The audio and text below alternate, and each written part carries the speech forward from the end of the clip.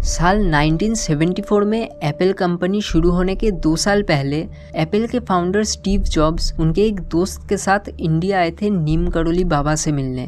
दरअसल Steve jobs काफ़ी समय से इंडिया आना चाहते थे हिंदुइज्म और इंडियन स्पिरिचुअलिटी को सीखने के लिए, और यहाँ आने के बाद उन्हें एक ऐसे बाबा के बारे में पता चला जिनके पास अनोखी शक्तियाँ हैं, जैसे कि एक ही समय पर एक से अधिक जगहों पे मौजूद होना या फिर एक उंगली से छूकर किसी को भी एक ट्रांस स्टेट में भेज देना, जो स्वामी विवेकानंद के गुरु रामकृष्ण परमहंस ने स्वामी विवेकानंद के साथ किया था, जिसके बाद स्वामी विवेकानंद पूरी तरीके से एक अलग इंसान बन चुके थे।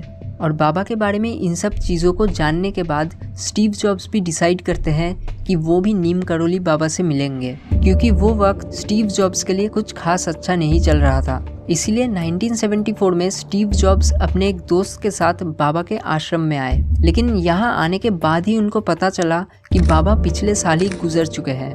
लेकिन ये सुनने के बावजूद भी उन्होंने डिसाइड किया कि वो वहाँ पर कुछ वक्त के लिए रहेंगे, और फिर उन्होंने काफ़ी समय तक वहाँ रहकर हिंदू धर्म के बारे में सीखा। और ठीक इसके 2 साल बाद स्टीव जॉब्स ने एप्पल कंपनी की शुरुआत की।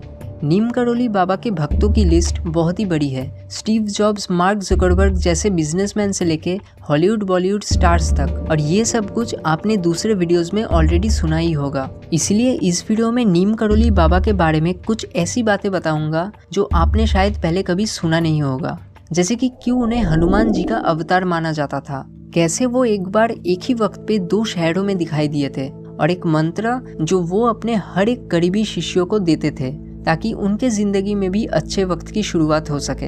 नीम करोली बाबा अपने शुरुआती दिनों में लगभग कई साल हनुमान जी की तपस्या किया करते थे, जिसके वजह से उन्हें हनुमान जी से कई सारे सिद्धियां प्राप्त हुई है। वो एक ऐसे बाबा थे जिनसे आप ना मिलके भी उनका आशीर्वाद प्राप्त कर सकते हैं। उनके भक्तों का ये कहना है कि जो लोग अपने अंदर उनसे एक डीप कनेक्शन बना लेते हैं, वो उन सब की मदद करते हैं। इस वीडियो में आप जानेंगे कि इन्होंने ऐसा क्या कर दिया था जिसके बाद से लोग इन्हें हनुमान जी का अवतार मानने लगे।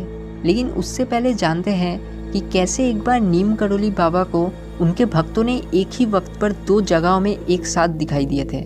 जैसे कि मैंने अपने सिद्धि वाले वीडियो में बताया था कि कई सालों तक कुछ स्पेसिफिक चीज़ों को लगातार करने पर आपके शरीर में कई सारे मैजिकल चेंजेस होना शुरू हो जाते हैं, जिसके बाद आपका शरीर कई सारे पावर्स डेवलप करना शुरू कर देता है, जिनको हम सिद्धि कहते हैं। और नीम करोली बाबा के पास भी ऐसा ही एक सिद्धि था कि वो एक ही समय पर एक से अधिक जगहों पे मौजूद हो सकते हैं। जैसे कि एक बार की बात है, जब कानपुर में एक नए हनुमान मंदिर का कंस्ट्रक्शन बस कंप्लीट ही हुआ था, तो उसके ऑफिशियल ओपनिंग सेरेमनी में बाबा जी को वहां पर बुलाया गया था। लेकिन क्योंकि बाबा उस वक्त इलाहाबाद में थे, इसलिए उन्होंने वहां जाने से मना कर दिया।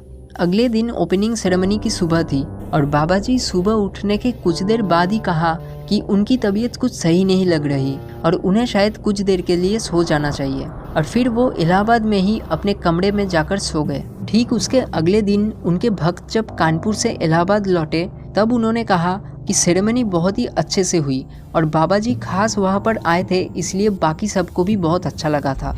और ये बहुत ही चौंकाने वाली बात थी, क्योंकि ओपनिंग सेरेमनी के पूरे दिन बाबा अपने इलाहाबाद वाले कमरे में ही बंद थे, और अगर वो वहाँ से आने की कोशिश भी करते, फिर भी उनको 10 घंटे बस आने और जाने में लग जाते। और उनके भक्तों ने ये भी कहा कि बाबा 7 बजे से लेकर 12 बजे तक वहीं पर थे, मतलब करीब 5 घंटे वो उस सेरेमनी में ही थे।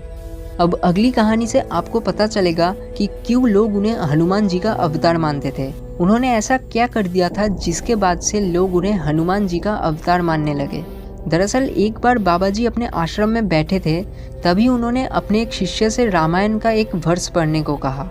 उनके कहने पर उनके शिष्य ने रामायण से अशोक वाटिका वाला वर्ष पढ़ना शुरू ही किया था। तभी नीम करोली बाबा वो पूरा सीन ऐसे बताने लगे जैसे वो खुद त्रेता युग में अशोक वाटिका पर गए थे, और उन्होंने वो सब कुछ अपने ही आंखों से देखा हुआ है। वो पूरे डिटेल्स में एक के बाद एक सीन बताते गए, और फिर वो बोलते बोलते ही रो पड़े, जिसके बाद से उन्हें लोग हनुमान जी का अवतार मानने लगे।